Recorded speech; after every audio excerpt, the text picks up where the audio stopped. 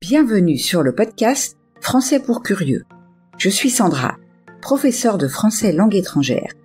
Et ici, je vous parlerai des aspects intéressants, divertissants ou même étranges des cultures françaises et francophones. Bonjour à toutes et à tous et bienvenue dans cet épisode des expressions curieuses.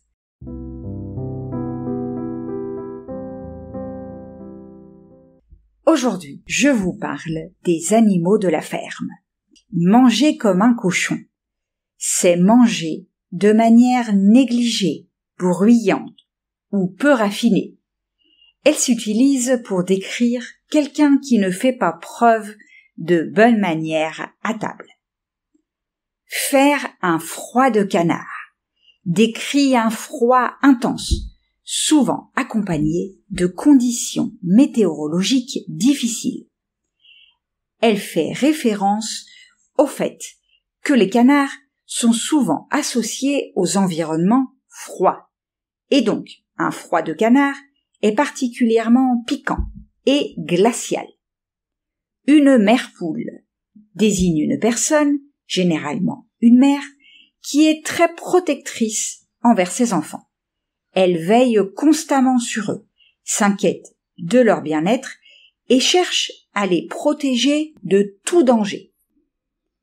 Avoir un caractère de cochon, avoir un tempérament difficile, colérique ou capricieux, cela décrit quelqu'un qui peut être difficile à vivre ou avec qui il est difficile de travailler en raison de son attitude négative ou de son comportement irritable. Une peau de vache décrit une personne froide, insensible, voire méchante. Elle s'applique à quelqu'un qui manque d'empathie ou qui peut être cruel dans ses actions ou ses paroles. Poser un lapin. Ne pas se présenter à un rendez-vous prévu, laissant ainsi l'autre personne seule et en attente. C'est évidemment une action impolie et irrespectueuse.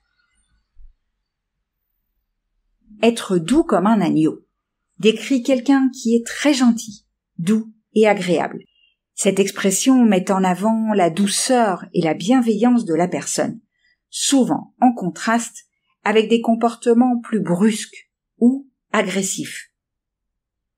Attention, certaines de ces expressions, comme avoir un caractère de cochon, être une peau de vache, manger comme un cochon, sont à éviter dans les environnements formels. Et voilà, c'est tout pour aujourd'hui. On se retrouve la semaine prochaine pour la suite des expressions curieuses.